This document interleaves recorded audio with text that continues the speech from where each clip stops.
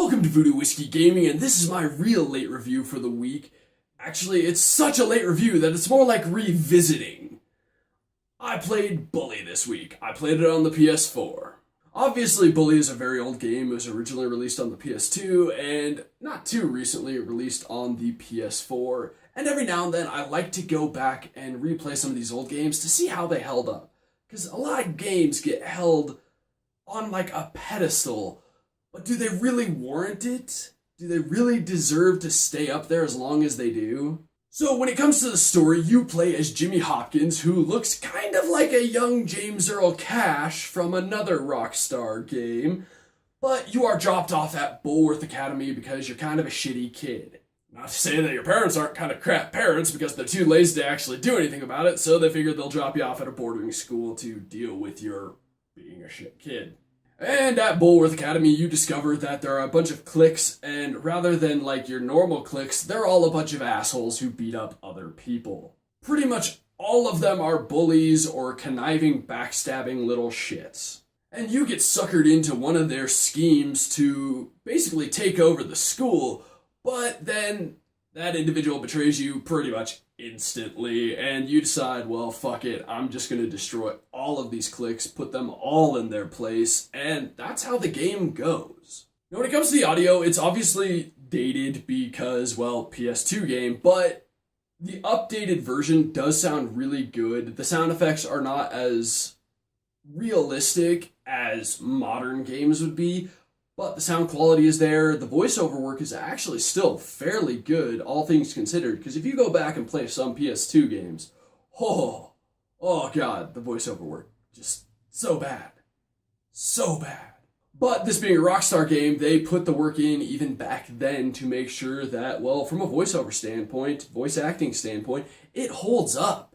When it comes to like the gameplay mechanics and whatnot, it's very standard Rockstar. It's what they do now. It's basically kids doing GTA, except for without all the horrible murder and crime. There's still crime, but it's like minor crime, like vandalism, some fist fights, not like going around murdering everybody in the town. Also, it's a small town. It's not a huge place. That's mostly due to the limitations of, PS2. But I kind of liked it because sometimes some of those big open worlds, while they're amazing, they can be a little overwhelming. But it's got your standard stuff. You've got missions that will progress the story. You've got side missions that will progress other side stories.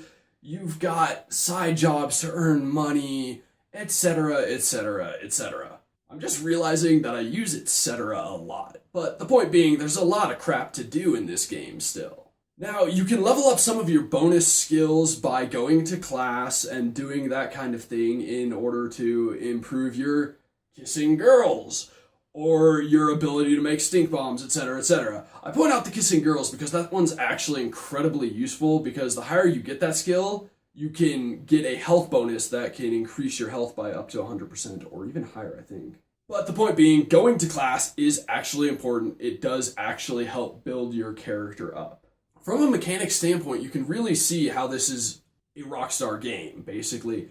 How all the games they've done since then, GTA 4, Red Dead, and obviously GTA 5, there's a lot of that groundwork here, and obviously that groundwork began quite a while before Bully, but it's definitely, you can see how it helped pave the road. Unfortunately, where this game really, really shows its age is the controls.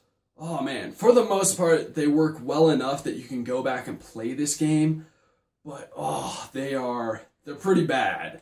The movement is really where it's shit, and so is the lock-on system.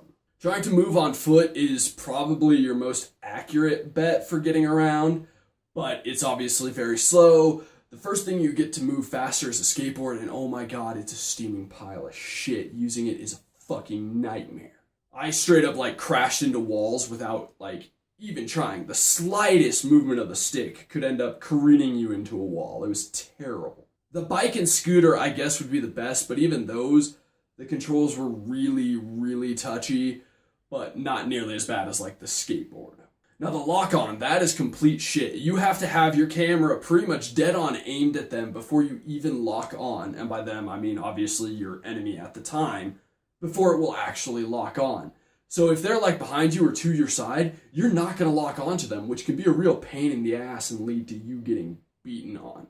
And then lastly, and most obviously, the graphics look very dated, but it is still just a PS2 game being up-resed for the PS4, which that I enjoy. I like that they don't put you in the old like 480 screen set. It is the full-blown widescreen, and it actually looks good. The lines are really clean right there, but like from a graphical quality standpoint, PS2 game, it looks terrible. But since graphics aren't the biggest thing for me, going back and replaying it wasn't as big of a deal from that standpoint.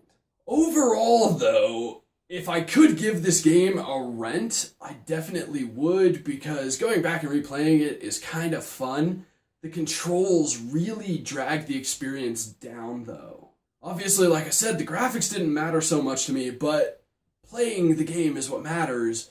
While it could have a really good story, and Bully does in fact have a really good story, if it's so difficult to play that you just can't enjoy the story as much as you'd like to, it's hard to fully recommend it. Now, I do enjoy the story, and the controls aren't completely unbearable, but they aren't great either, so it's hard for me to say this is a full-on recommend. So I will say it would be a rental if you could rent it. Otherwise, unless you just absolutely have to play Bully again, feel free to skip it. I just kind of wanted to talk about it and see if it held up, and in some ways it absolutely did, but in other ways it absolutely did not. Okay, so in the comments below, why don't you tell me if you played the original Bully back on the PS2, and I think it was on the Xbox. I don't remember now. Oh man, it's been a long time. And as always, thanks for watching. If you enjoyed the video, please hit that like button. And if you like what I'm doing in general, share, subscribe. Have a good one.